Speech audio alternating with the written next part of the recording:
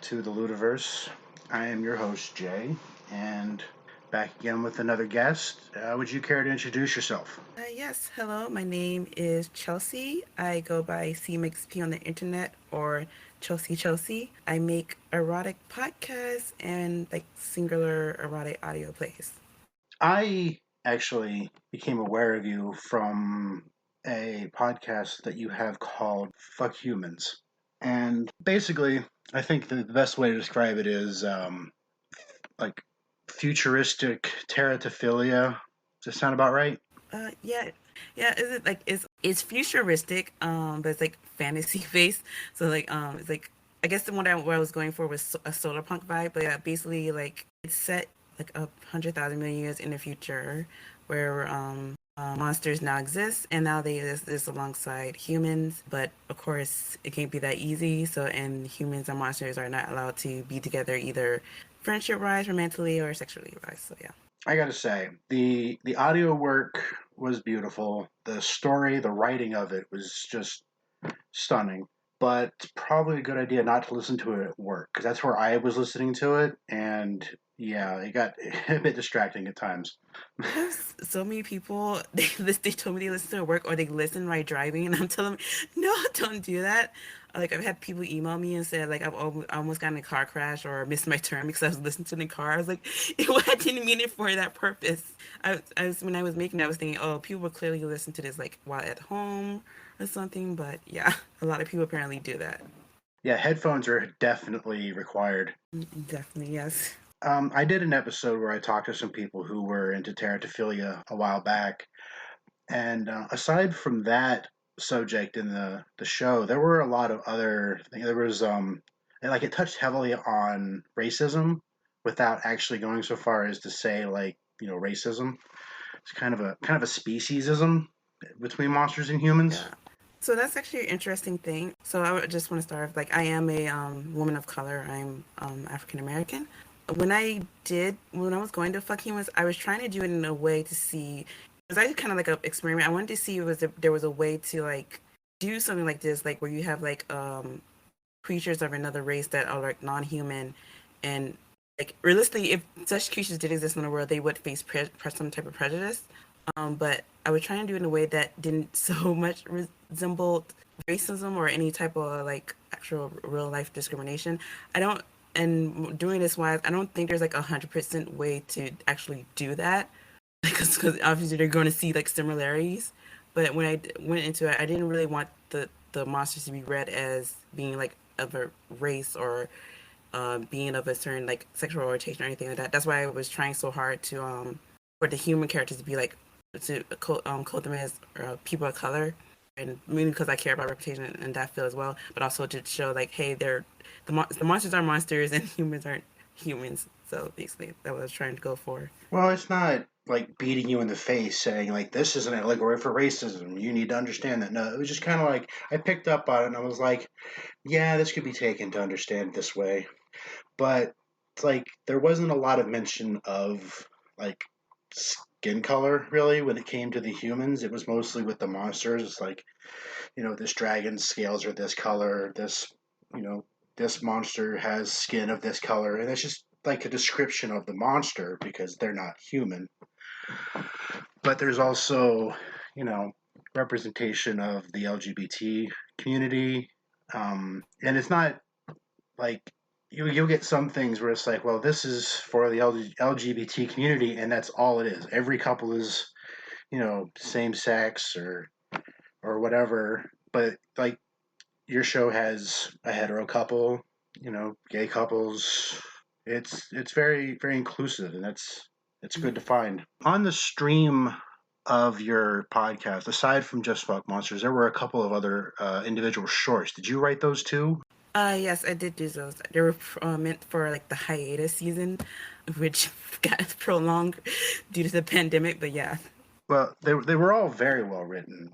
Like you could almost visualize, like it's almost the script. Like you could almost turn these into like animated shorts. I don't think it'd be easy to do a lot of them in live action because monsters, and there was the one with the alien. And so when did you when you first started writing these, was it just like I have stories and I want to get them out there, or was it I want to create something and then you kind of decided from there what to write? Kind of the latter. So the thing was, I really enjoy listening to podcasts, mainly like audio dramas. And I guess I got inspired to make my own audio dramas from my love of listening to them. And originally, I wanted to make just a romance podcast, like nothing sexual or anything like that, just romantic. But then when I was doing like research, because there aren't like a lot of romance audio dramas out there or audio fiction, and so I thought that would be something unique and interesting. But then when I started researching more, I saw that there were even less like erotic audio dramas. Like I think now there's still like so few, and I was like, oh wow, I want to try that. Like not only do I want to try to make a something I've never done before, audio drama podcast, but I want to try to do something that's erotic to see how that would sound, or would be that be something other people would be interested in listening to. Well, I saw a lot of interaction on Twitter on your account there. I was in the Discord server for a little while, but like things got out of hand and I really couldn't keep up with it, so I backed out. So I wasn't just lurking in the background. But there was a you have quite a fan base built around Oh this. yeah, I even backed that on my own Discord server because like Discord is like kind of complicated for me. I don't really know how to run it. I have like very awesome mods running it, so they can. And I think generally right now my fandom is like they're decent people, so they're like not a toxic community. So I'm pretty sure they can handle themselves on their own. But yeah, I have surprisingly like a good amount of people who were into it, which was surprising. Well, it's hard to build a fan base and not have some toxicity in it. So it's impressive that you managed to build as big a fan base as you have that doesn't have, you know, the like the people that are violently one way or another. It's like we are the violently straight, so we're going to only focus on the straight couple, or we're the violently teratophilia, so any interaction between humans is bad. So I'm kudos on that. Mm. On managing to attract the right people. I do agree with that. Like, bigger the fandom, most likely the more like toxic people are gonna come into it. I also think, just generally speaking, I think it also has to deal with the creator or person of that fandom and like what type of messages they're putting out, or anything like that. Because like it's kind of funny because like "fuck humans," like the title of it is in some way kind of mocking. Like when you hear the title "fuck humans," I wanted people to immediately think, "Oh, is this like some type of edgy podcast?" But then you actually really get into it, like, oh no, it's being literal. And when I put that as when I put that as the title, I was kind of worried that some people will come to the podcast and think it's like really just get into it, think it's some edgy crap. And I even had like one person join the Discord under the belief that it was like a Discord built on like just saying "fuck you" to humanity. And I was like, no, that's not what we do here. Well, So yeah. I found it because a Facebook group I was in.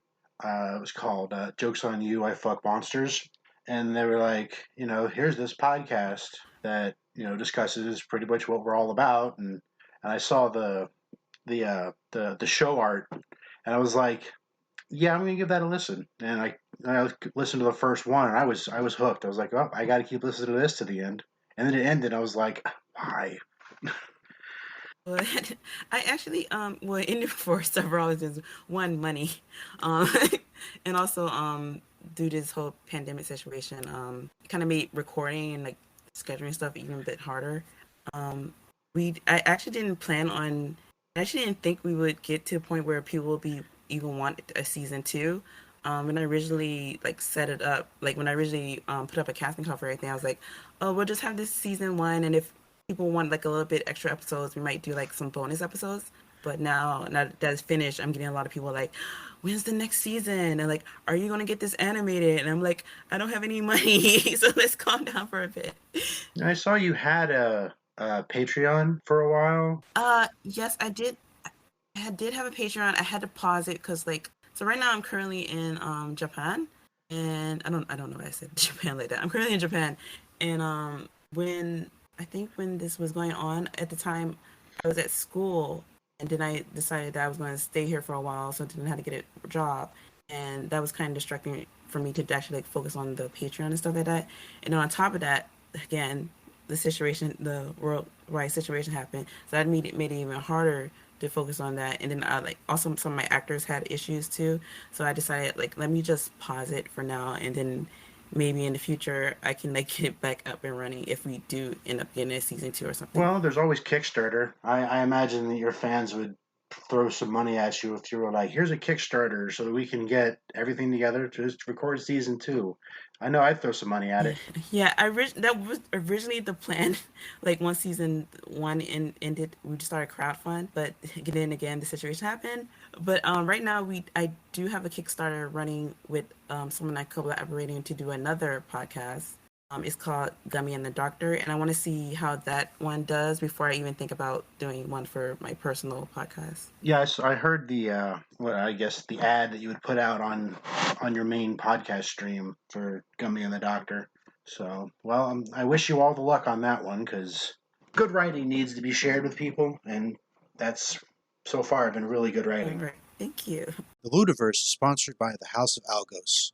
Go to gumroad.com/House of Algos for a wide number of recorded classes on BDSM topics, including mindfucking, negotiation, knife play, fire play, flogging, whips, developing your dom or sub side, finding play partners, and much more. And use discount code COMMUNICATE, COMMUNICATE, for 10% off of any purchase. That's House of Algos, HOUSEOFALGOS.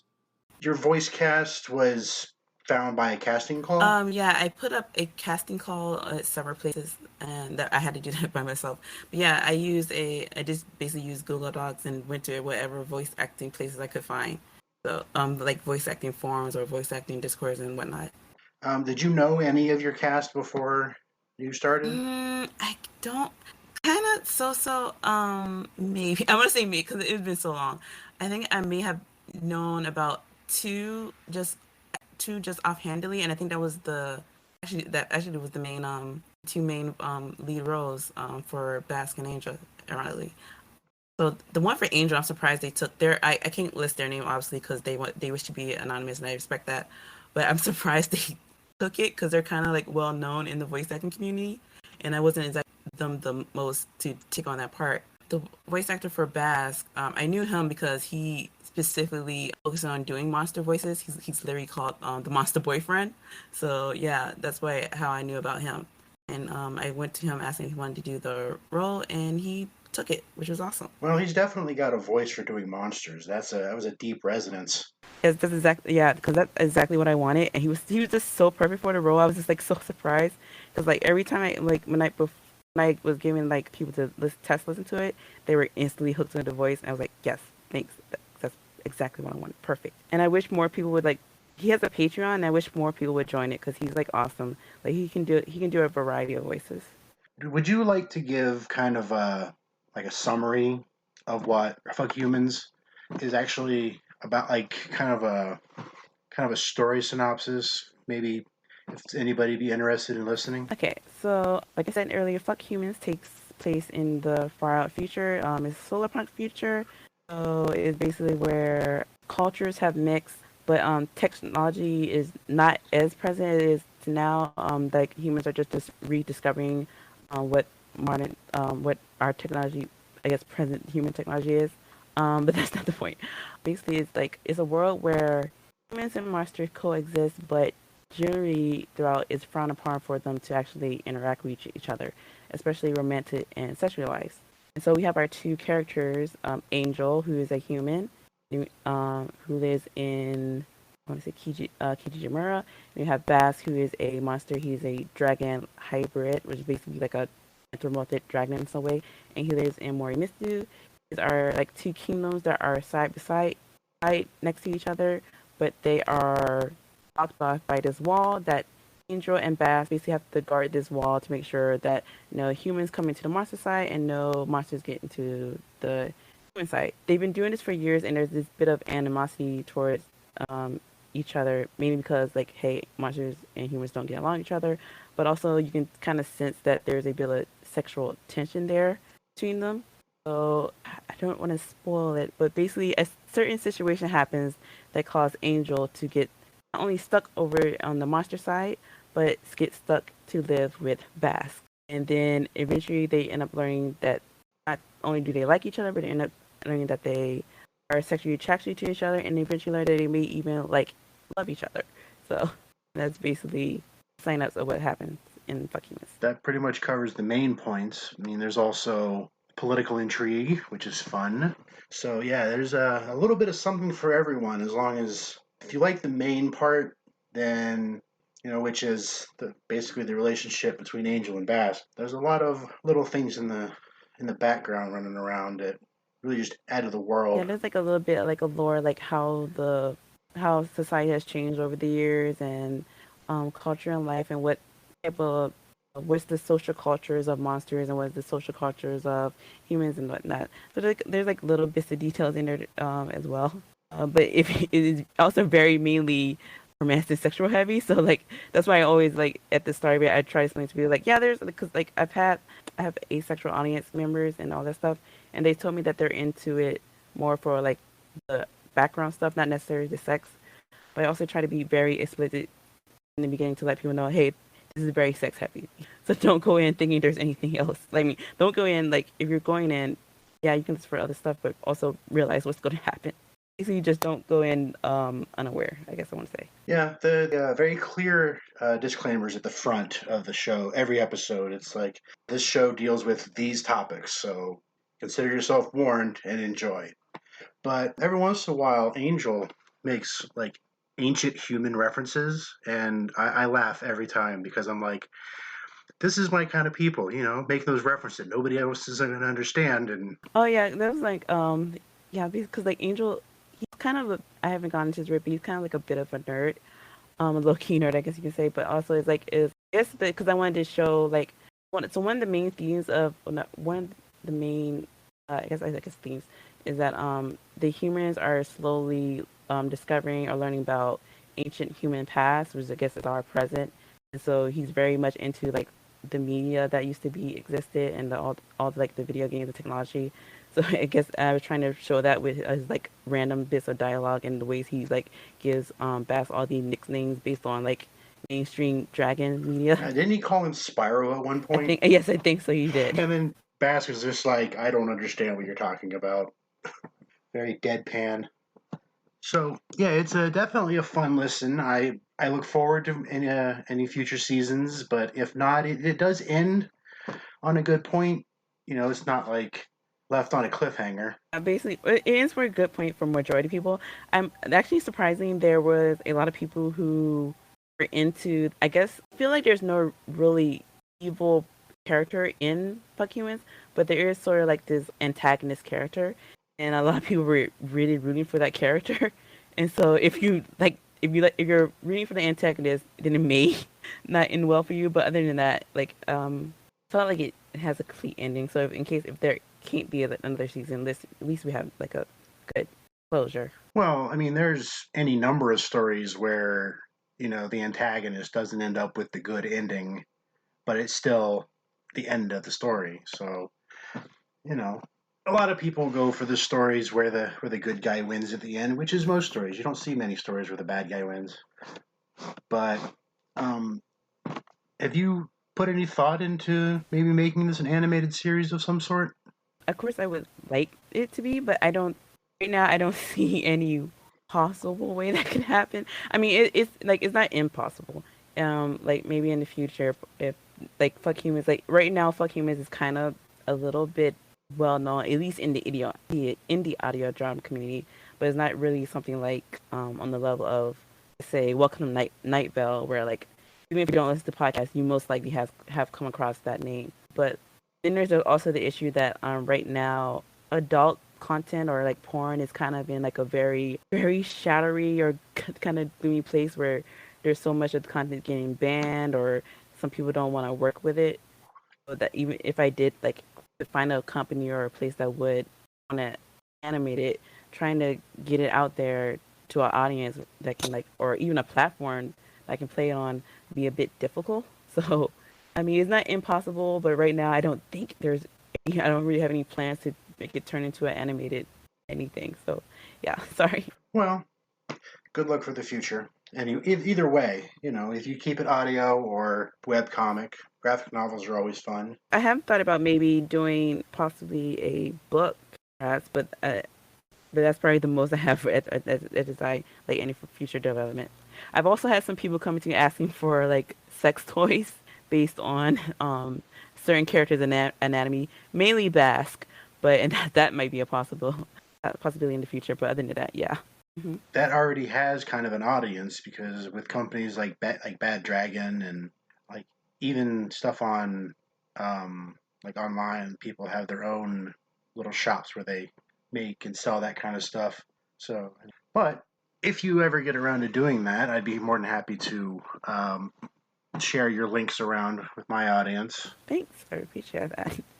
It's been nice talking to you. I've been, trying to actually get this conversation together for a while, but our schedules just kept not working because, I'm in America, you're in Japan. Time zones are a real pain in the butt. But thank you for being on the show. Thank you for having me. It's great to finally get to talk to you. I think it's like the first time anyone has ever wanted to like interview me podcast wise, so that's kind of awesome and neat. Well, I mean, a lot of the podcasts that are out there are a little more mainstream. That's true. But there are a few adult themed podcasts, so it's possible that you'll come across a few in the future. But if not, I have I'll hold a singular honor of being your only podcast interview. But if you get more, I at least get to be the first. So I will be sure to add links to where they can find the show. Is there a preferred platform that you would rather have people listen to it on, or just anywhere? Anywhere you can get it. If you do listen to it on Apple Podcasts, can you please, just to be honest, can they please like leave a review? Those help, like Apple Podcasts and Podchasers, and even Podcast Addict, because that's where I listen to most of my podcasts. They have review options, and if you leave a review, that'd be so nice. It's very free and just a very nice and kind thing to do. That'd be awesome. Oh yeah, reviews are what get the show out to a wider audience. The higher it's rated, the more likely it's going to be to get recommended to somebody. So I wish you luck with your future projects, and if at some point in the future you get a book together or decide to start selling toys, you're more than welcome to come back and we'll talk about all that stuff. Okay, cool. Thank you. If anybody has any questions or comments for this guest, let me know. Twitter, Facebook, email, ludiversepodcast@gmail.com. I got to throw thank you to my financial supporters, Zachary Hale. I don't know what the audio exactly is going to sound like with this. I'm using a brand new headset, so thank you for that. Remember, rate, review. It helps podcasts of all kinds, not just this one. But until next time, keep communicating, keep each other safe, and remember to have fun. Thank you for listening to Ludiverse. If you have any questions or comments, contact us on Twitter or Facebook. Just search for the Ludiverse. Remember to rate and review wherever you listen. If you want to help support the show, please consider donating to our Patreon.